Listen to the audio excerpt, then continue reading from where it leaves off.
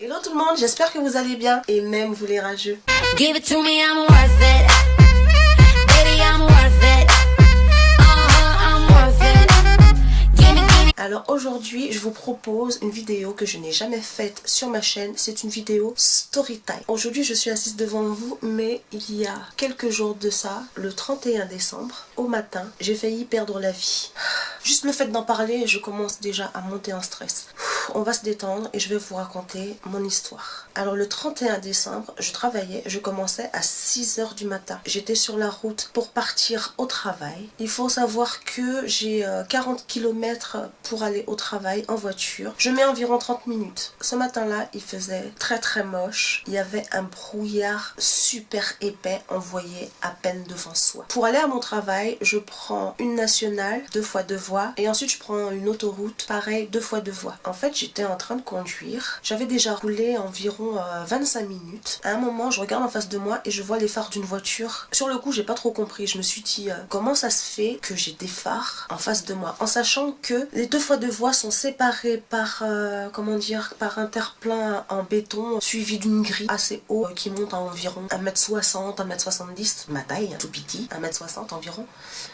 Donc je peux pas avoir de phare en face de moi, c'est pas possible. Sur le moment je me suis dit, mon Dieu, qu'est-ce que j'ai fait? À quel moment je me suis retrouvée de l'autre côté de la route sans m'en apercevoir? Et là je vois la voiture qui continue à avancer, mais à une vitesse. Et là, en une fraction de seconde, mais je vous jure, c'est passé à ça. Enfin c'est passé, c'est pas passé. En fait on allait avoir un choc frontal, mais à la dernière seconde, mais vraiment à la dernière seconde, j'ai mis un coup de volant. Le mec il s'est pas décalé ou quoi que ce soit, non, il a continué sa route tout droit et là il m'arrache tout le côté gauche de la voiture.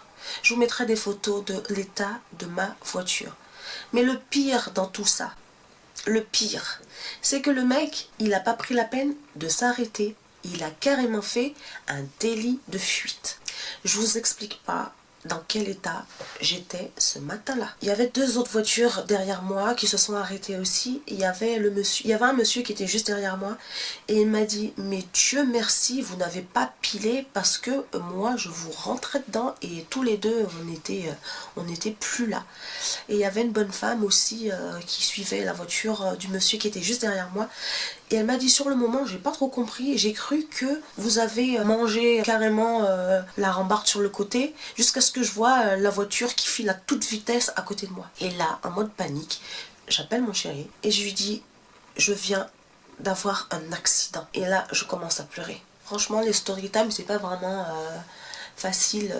Je fais pas de vidéos pour avoir des vues ou quoi que ce soit. Franchement, j'ai vraiment été perturbée par cet accident. Dieu merci, je n'ai pas eu, mais même pas une seule petite égratignure, rien.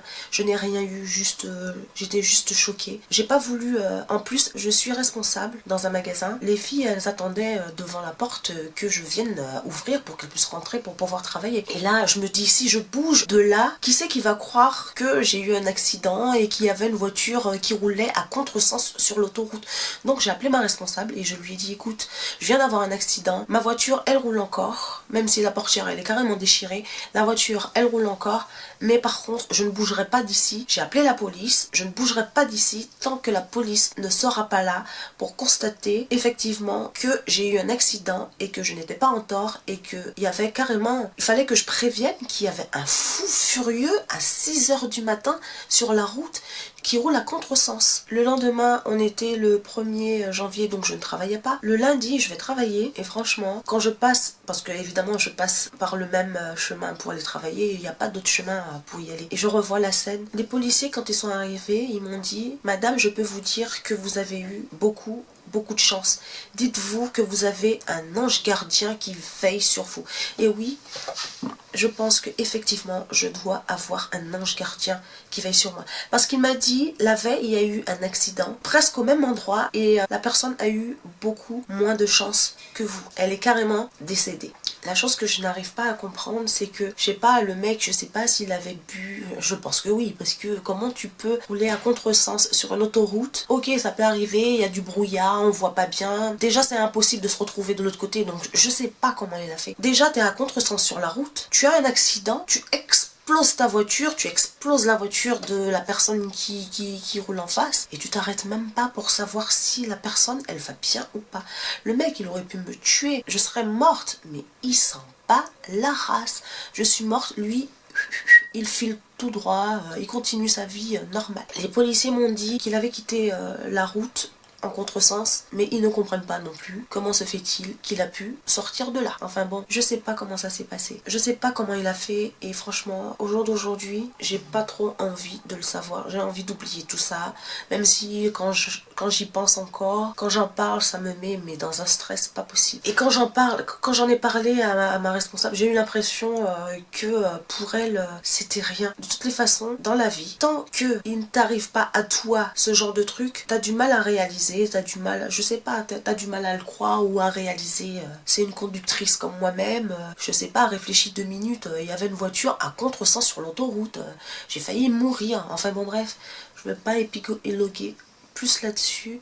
Je voudrais juste dire une chose aux gens, aux fous qui font n'importe quoi sur la route. Ça peut arriver d'avoir un accident, ça, il n'y a pas de problème. Mais par contre, je sais pas, arrête-toi, demande à la personne si ça va. Si je sais pas, j'aurais pu avoir un bébé dans la voiture ou quoi que ce soit. Le mec, j'aurais pu me foutre dans le fossé, il s'en bat la race, il est parti, il sait pas ce qui s'est passé, dans quel état je suis, rien du tout. Donc voilà, je me suis pas arrêtée, j'ai continué à aller travailler. J'ai attendu la police, on a fait ce qu'on avait à faire et je suis partie quand même travailler. J'étais en stress, j'étais en panique, je réalisais pas vraiment ce qui m'était arrivé. Donc voilà pour la petite histoire. Tout ça pour vous dire que mon année 2016 n'a pas très bien commencé. Tout ça pour vous dire qu'aujourd'hui je suis assise là, j'aurais pu y passer mais Dieu merci je suis encore là. Dieu veille sur moi, j'ai un ange gardien qui veille sur moi et je peux vous dire que ma fin d'année 2016, ça s'est pas très bien passé. Entre mon accident, j'ai eu un autre problème avant mais je vous ferai une story time là-dessus. J'en ai eu encore un autre après l'accident, c'était déjà en 2017. Donc pour moi l'année 2017 n'a pas bien commencé, je suis vivante. Je suis en bonne santé, c'est l'essentiel. Donc voilà, la vidéo elle est maintenant terminée. Si ça vous a plu, je vous invite à me mettre un pouce vers le haut. Je vous invite à partager, à commenter et à vous abonner si ce n'est pas encore fait. Et moi je vous dis à très bientôt pour une prochaine vidéo.